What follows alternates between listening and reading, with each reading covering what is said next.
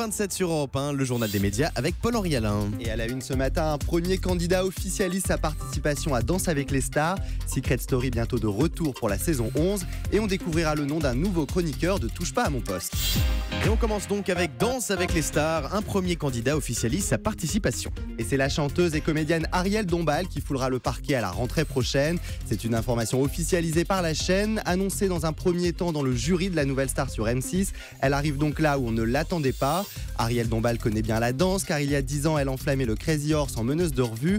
Mais elle a aussi énormément pratiqué la danse classique dans son enfance. De nombreuses autres stars devraient la rejoindre. Une longue liste de pressentis circule, parmi lesquels le chanteur Amir, Steve, ancien membre du boys band Worlds Apart, les Miss France Delphine Vespizer et Camille Serre, le couple Absatoussi et Vincent Cerruti, mais aussi Moundir, Christian des 12 coups de midi, Thomas Pesquet, Elodie Gossuin ou encore Mathieu Delormeau.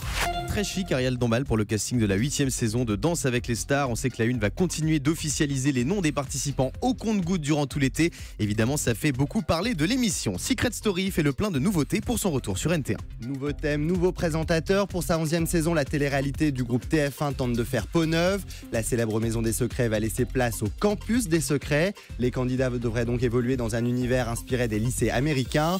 Pour le débrief, un nouveau venu fait son arrivée à la présentation, Julien Géolène. Le gagnant de la saison 10 rejoint donc Christophe Beaugrand, notre ami Adrien Lemaître et Leïla Ben Khalifa. Côté diffusion, NT1 devrait diffuser les quotidiennes et TF1 les hebdos. J'ai rencontré Julien Aubourg, un des producteurs de l'émission. Il nous en dit plus sur cette nouvelle saison.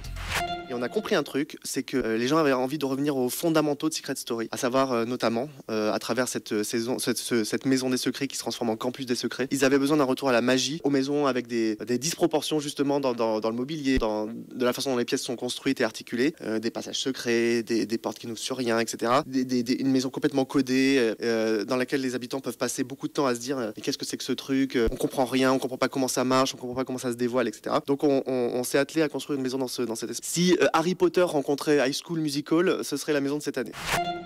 Pour l'instant, pas de date de diffusion annoncée. Il va falloir patienter encore quelques semaines. Christophe Beaugrand sera notre invité demain pour la finale de Ninja Warrior. Nous ne manquerons pas l'occasion de lui en parler. Effectivement, un célèbre journaliste sportif rejoint l'équipe de Touche pas à mon poste. Et ce sera une nouvelle recrue de marque. Pierre Ménès, fidèle du groupe Canal+, fera partie de la nouvelle bande de Cyril Hanouna. C'est l'animateur lui-même qui le révèle dans le journal Le Monde. Une équipe totalement renouvelée.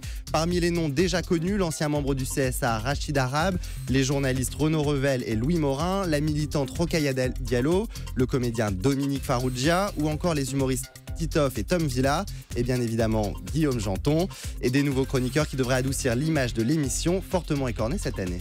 Cyril Lignac sera bientôt de retour avec une nouvelle émission de pâtisserie. Après Le Meilleur Pâtissier et Top Chef, Cyril Lignac présentera Les Rois du Gâteau. M6 lancera à la rentrée prochaine sa nouvelle émission culinaire, un nouveau show en quotidienne dans lequel chaque semaine les pâtissiers amateurs s'affronteront sur leurs recettes fétiches. Objectif, les transformer en pâtisserie professionnelle. Les vainqueurs auront la chance de voir leur travail exposé en vitrine et vendu aux côtés des réalisations des plus grands chefs. Pour l'instant, aucune date de lancement n'est encore annoncée. France 3 abandonne les questions au gouvernement.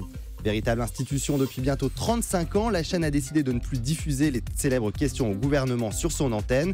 Ce sera désormais la chaîne parlementaire LCP qui les retransmettra dès le mois d'octobre, tous les mardis et mercredis à partir de 15h. Ce projet était en discussion depuis plusieurs mois et c'est finalement le bureau de l'Assemblée nationale qui a donné son feu vert. Patrick Sébastien, victime d'un accident. Et c'est via un message posté sur Twitter que l'animateur a révélé s'être fracturé la clavicule. Il précise qu'il s'agit d'un accident domestique et demande à ses fans de ne pas s'inquiéter. Toujours plein d'espoir, l'animateur précise qu'il garde le moral et en profite pour donner rendez-vous à son public fin août pour la reprise des galas. Le chanteur Ed Sheeran, bientôt au casting d'une nouvelle série. Actualité chargée pour le chanteur. Après une apparition remarquée dans la nouvelle saison de Game of Thrones, le chanteur débarquera bientôt dans la série Les Simpsons pour la 29e saison qui sera diffusée cet automne. Il prêtera sa voix au personnage de Brendan, un jeune musicien qui s'éprendra de la petite Lisa Simpson.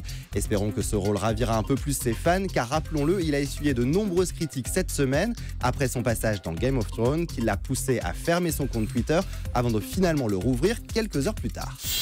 Allez, on termine avec le chiffre du jour. 4,7 milliards, comme 4,7 milliards de vues pour le clip Despacito du chanteur portoricain Luis Fonsi sur les plateformes YouTube et Spotify. On vous en parlait il y a quelques semaines, la musique faisait une envolée spectaculaire. C'est désormais la chanson la plus écoutée devant Justin Bieber et son tube Sorry.